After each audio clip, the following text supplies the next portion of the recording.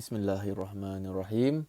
Baik, untuk PDPR kita pada hari Rabu 16 Juni, saya nak kamu gunakan buku teks dan buka muka surat 70.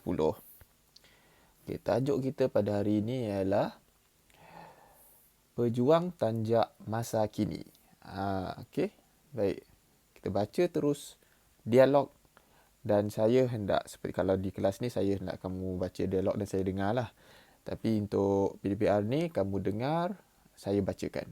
Okey. Hadif, Haziq dan Rajif ke pesta kebudayaan di pusat komuniti. Okey, baik. Seperti ini. Dialog yang bisa kita baca, ni semua adalah nama orang yang sedang berdialog ataupun bahasa mudahnya sedang berborak. Okey, Hadif. Selamat pagi, Abang. Abang Aziz, selamat pagi. Hadif, Abang, banyak peniaga di sini memakai tanjak. Betul, adik. Kami bulat kata bersetuju memakai tanjak sewaktu berniaga. Jadi, daripada perbualan permulaan ini, kita boleh tahu yang Hadif dan Abang Aziz ni sebenarnya tiada perhubungan kekeluargaan, tetapi Abang di sini merupakan gelaran hormat kepada Abang Aziz yang lebih tua daripada Hadif. Okey. Abang Aziz ni adalah salah seorang peniaga di pusat komuniti. Okey. Mengapakah mereka memilih untuk memakai tanjak? Ini tanya Hadif. Sebagai rakyat Malaysia, kita perlu menghargai hasil seni tradisional negara. Bak kata pepatah, tidak lapuk dek hujan, tidak lekang dek panas. Okey. Saya nak kamu perhatikan ni. Bak kata pepatah, tidak lapuk dek hujan, tidak lekang dek panas. Kerana ini adalah berkaitan dengan benda yang kamu kena buat pada hari ini, aktiviti yang kamu kena buat. Sambung, memakai tanjak dapat menyanjung adat resam kita seperti pepatah, adat lama, pusaka usang. Mengapakah tanjak mereka pelbagai bentuk? Tanjak mempunyai pelbagai jenis lipatan. Lipatan tanjak ini berbeza mengikut negeri seperti peribahasa, lain padang, lain belalang. Setiap negeri ada cara ikatan dan lipatan masing-masing. Okey, seperti yang kita tahu, di Malaysia ini terdapat pelbagai negeri dan setiap negeri ada perbezaannya. Lipatan tanjak negeri Terengganu terkenal dengan nama Lang Melayang. Negeri Sabah pula terkenal dengan dastar siga. Motif dastar siga menjadi corak utama pada duit shilling 5 sen baharu. Kalau kamu ada duit 5 sen, kamu boleh tengok di belakang itu. Terima kasih, Abang. Banyak maklumat saya peroleh tentang tanjak. Sama-sama. Okey? Baik. Saya ingin terangkan sedikit. Tanjak atau apa ni? Tanjak yang kamu boleh tengok di gambar bawah ni. Okey. Tanjak ni adalah sejenis pakaian yang dipakai oleh orang lelaki di kepala. Okey, mungkin kamu pernah dengar 3 perkataan ini. Tanjak, destar, tengkolok. Tiga-tiga ni merupakan pakaian lelaki di kepala. Jadi kenapa ada 3 jenis nama? Okey. Ia adalah berbeza daripada segi lipatan dia. Lipatan, bentuknya, kemudian jenis kain yang digunakan dan juga terdapat perbezaan daripada pemakainya. Maknanya sama ada dia orang biasa, bangsawan ataupun kerabat diraja. Okey.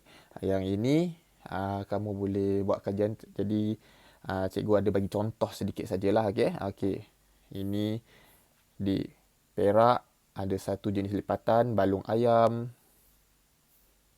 Perak juga getam pekasam. Selangor namanya pari mudek. Dan tanjak dendam tak sudah di Negeri Sembilan. Yang ini kamu boleh nampak pada wang kertas Malaysia yang Agong pertama pakai.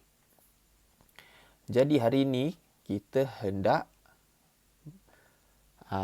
belajar mengenai peribahasa. Okey, peribahasa ni secara mudahnya ini nama kelompok besarnya. Peribahasa ada terbahagi kepada beberapa jenis: simpulan bahasa, bidalan, pepatah, perumpamaan dan kata-kata hikmat. Jadi di muka surat 70 tadi ada 4 peribahasa yang berwarna merah jambu yang kamu boleh lihat di sini. Okey, saya hendak kamu dengar makna setiap satu ni. Pertama, bulat kata. Okey, bulat kata bermaksud kata sepakat ataupun muafakat, bersetuju tentang sesuatu hal. Ini sebenarnya sejenis simpulan bahasa.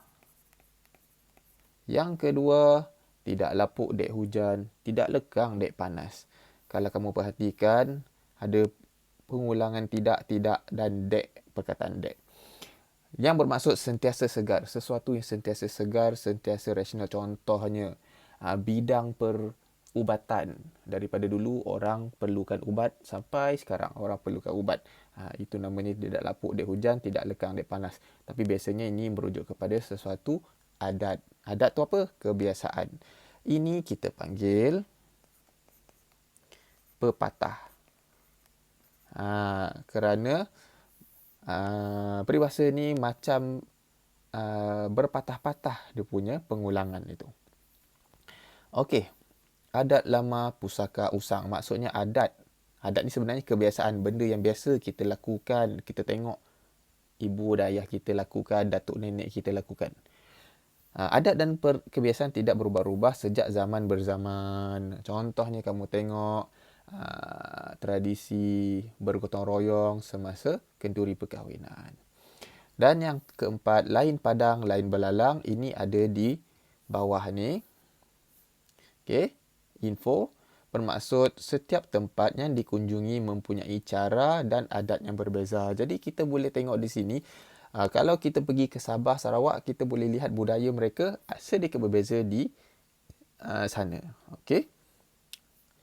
Jadi, untuk tugasan pada hari ini, cikgu nak kamu tulis hari, tajuk dan pada buku penulisan dan tugasan. Tuliskan makna setiap peribahasa, ada 4 tadi.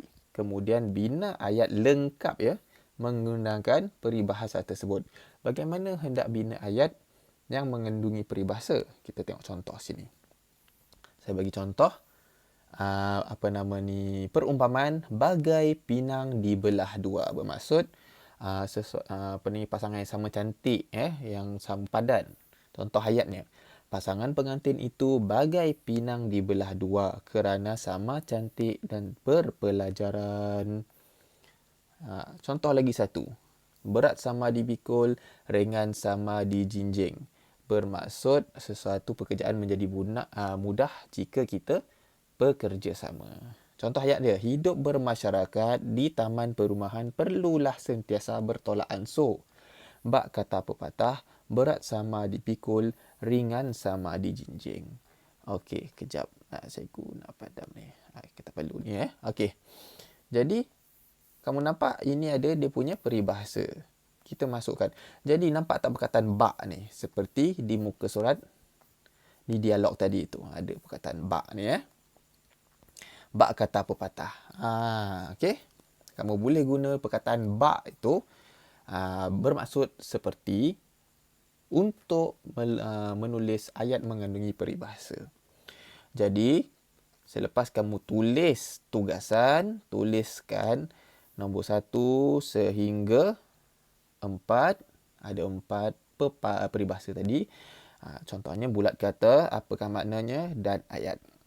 Okey, cuba buat dan apa-apa kamu boleh tanya cikgu. Okey, selamat belajar.